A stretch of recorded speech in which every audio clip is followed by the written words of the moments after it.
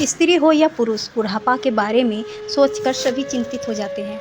जिनके बेटे हैं वो भी सोचते हैं कि अगर बहू सेवा ना की तो, और बेटी वाले सोचते हैं कि काश हमारे भी एक बेटा होता तो बुढ़ापा आराम से कट जाता। लेकिन श्री महावीर प्रसाद और श्रीमती कनकलता देवी जी का कहना था कि हमारा बुढ़ापा तो सार्थक हो गया।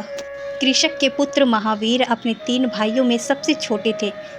कस्बे के स्कूल से मैट्रिक पास करके वो शहर चले गए और अपना ग्रेजुएशन कंप्लीट किया। फिर उन्होंने बैंक की परीक्षा दी और एक सरकारी बैंक में नौकरी करने लगे। रहने के लिए उन्होंने एक कमरा किराए पर ले रखा था। कभी स्वयं कुछ पका लेते तो कभी बाहर खा लेते। महावीर की 2 भाभियां आ चुकी थी तो उनके माता पिता ने एक शुभ मुहूर्त में कनकलता से उनका भी विवाह करा दिया। शहर में रहने की उचित व्यवस्था न होने के कारण कनकलता ससुराल में ही रही। महीनों में 2-3 दिनों की छुट्टी लेकर महावीर आ जाया करते थे। साल भर बाद कनकलता ने एक बेटी को जन्म दिया। परिवार में सभी को पहले संतान बेटा और उनके बेटी सास ने सोचा कि अगली संतान बेटा हो जाएगा, लेकिन ऐसा हुआ नहीं। कनकलता ने जब लगातार 3 बेटियों को जन्म दिया तो सास का मन खिन्न हो गया। वो दबी जवाब से महावीर को कह ही देती कि तेरा वंश कैसे चलेगा, बुढ़ापे में तेरी सेवा कौन करेगा।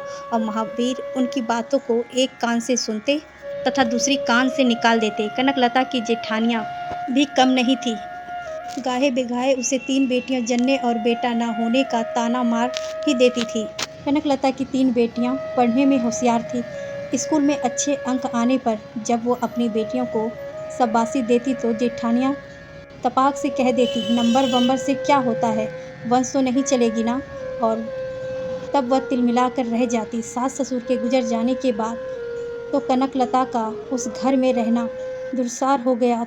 तब महावीर ने 2 कमरों का एक घर किराए पर लिया और परिवार सहित उसमें शिफ्ट हो गया। उसकी 3 बेटियां मेघा, वर्षा और सुमन देखने में सुंदर और स्वभाव में बहुत ही सरल थी। फिर भी आसपास वाले जब कनकलता से कहती कि तुम तो अभी से 3 बेटियों के लिए दहेज जमा करना शुरू कर दो, तब वो जवाब तो नहीं देती, लेकिन अंदर ही अंदर डर जाती कि कैसे। तब महावीर उनको कहते, कनक, हमारी बेटियां अपनी किस्मत खुद लेकर आई है। वो स्कॉलरशिप लेकर अपनी पढ़ाई कर रही है और देख लेना उनका विवाह भी ऐसा हुआ भी। मेघा ने कॉलेज का सालाना जलसा में एक नृत्य नाटिका वस्तु के किया था। उसकी प्रस्तुति देखकर मुख्य अतिथि श्री जमनालाल, जो शहर के जाने माने उद्योगपतियों में से एक थे, मुग्ध हो गए और कुछ दिनों के बाद वो मेघा के घर पहुंच गए। अपना परिचय देकर उन्होंने कहा कि हम अपने बेटे उदय के लिए आपकी बेटी मेघा का हाथ मांगने आए हैं। कनकलता जी तो चकित रह गई। बोली, भाई साहब, हमारा आपका तो कोई मेल ही नहीं है और हम दहेज भी। तब श्रीमती जमनालाल बोली, आप तो मेघा के रूप में हमें साक्षात लक्ष्मी दे रही हैं, ये क्या कम है। 2 साल बाद मेघा ने अपने चचेरे देवर विपिन के लिए वर्षा का हाथ मांग लिया। और तब महावीर बाबू पत्नी से बोले, देखा, मैंने कहा था ना कि बेटियां अपना भाग्य और खुद लेकर आती हैं। कल को हमारी सुमन भी विदा होकर उनका गला भरा गया। एक दिन महावीर बाबू के घर उनके मित्र श्री योगेंद्र जी आए। बातों बातों में उन्होंने कह ही दिया, महावीर भाई, ईश्वर की कृपा से मेरा बेटा प्रकाश दिल्ली के एक बैंक में नौकरी कर रहा है।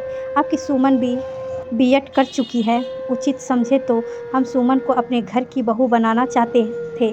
पीछे खड़ी कनकलता जी बोली, भाई साहब, चाहते तो हम भी यही थे, लेकिन सुमन नौकरी करना चाहती है, उसकी चिंता आप ना करें। हमारी तरफ से बच्चों की पूरी आज़ादी है, वो दिल्ली जाकर नौकरी कर सकती है। योगेंद्र जी तपाक से बोले और बस चट मंगनी पट ब्याह हो गया। कनकलता जी की 3 बेटियां अपने अपने घरों में सुखी थी। तब वो अपने पति से बोली, कुछ ही महीनों में आप रिटायर हो जाएंगे, तब हम अपने पैतृक घर जाकर अपना बाकी का जीवन आराम से व्यतीत करेंगे। 4 महीने बाद कनकलता जी ने सारा सामान पैक किया और पति के संग अपने घर चली आई। इतने सालों में उनका कस्बा भी एक शहर में तब्दील हो गया था। बड़े जेठ रहे नहीं थे तो उनके बेटे अपना हिस्सा बेचकर माँ को अपने संग ले गए और छोटे जेठ तो बहुत पहले ही बम्बई में बेटे बहू के साथ रहने लगे थे। शहर की आपाधापी ज़िंदगी से उन्हें यहाँ बड़ी शांति मिल रही थी। महावीर बाबू को भी अपनी प्रारंभिक खेती में बड़ा आनंद आ रहा था, लेकिन महीने भर बाद कनकलता जी को खालीपन महसूस होने लगा।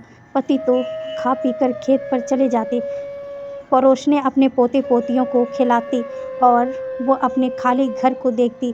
तब सोचती कि काश मेरे भी एक बेटा होता तो मैं भी अंदर ही अंदर वो घुटने लगी। बात बात पर चिड़चिड़ाने लगती।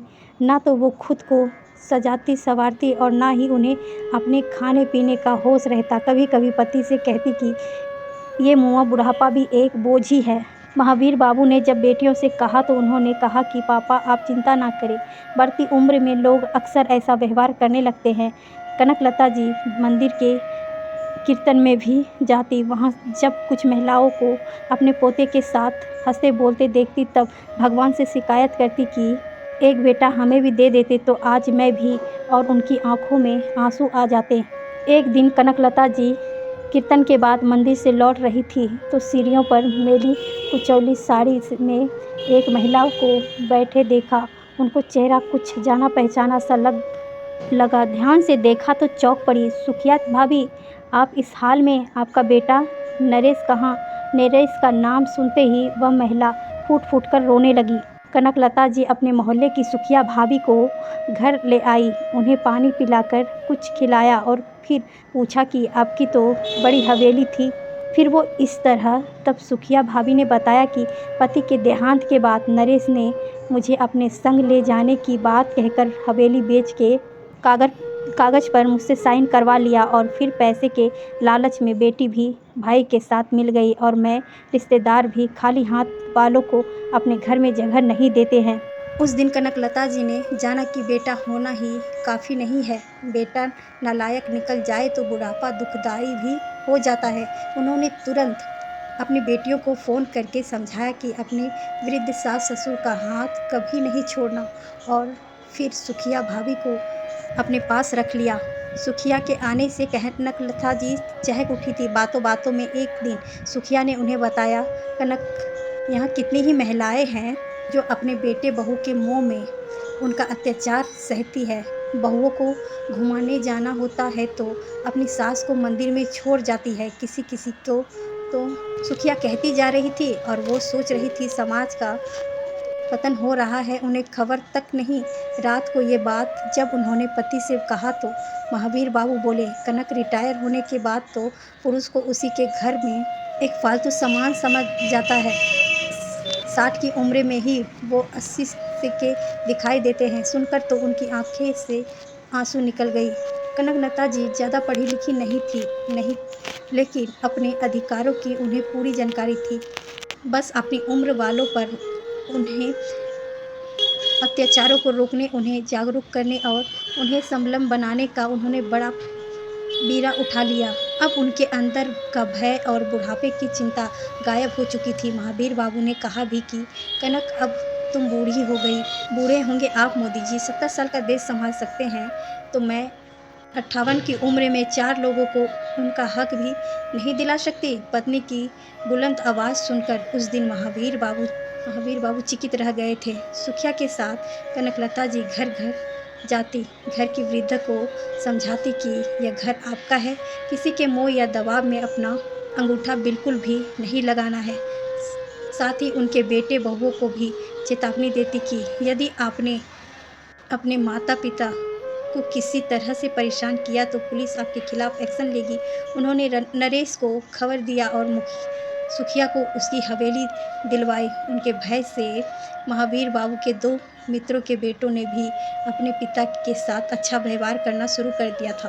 हालांकि यह सब करना कनकलता जी के लिए आसान ना था। इस रास्ते पे उन्हें काफ़ी रुकावटें आई, लोगों के ताने भी सुने पड़े, लेकिन कहते हैं ना कि जहाँ चाह वहाँ राह। पूरी लगन से जिस काम को किया जाए तो सफलता अवश्य मिलती है। महावीर बाबू खुद पत्नी के नए रूप को देखकर दंग रह गए थे। कनकलता जी के प्रयास से अब उस कस्बे के सभी महिलाएं, पुरुष, वृद्ध सम्मान पूर्वक अपना जीवन जीने लगे थे। उन सभी के मुस्कुराते हुए चेहरे देखकर एक दिन उन्होंने अपने पति से कहा, ए जी, मेरा बुढ़ापा तो सार्थक हो गया। और तब महावीर बाबू उनको मुस्कुराते हुए देखते हैं, जैसे कह रहे हो, तुम जैसी जीवन संगनी हो तो बुढ़ापे से क्या डरना।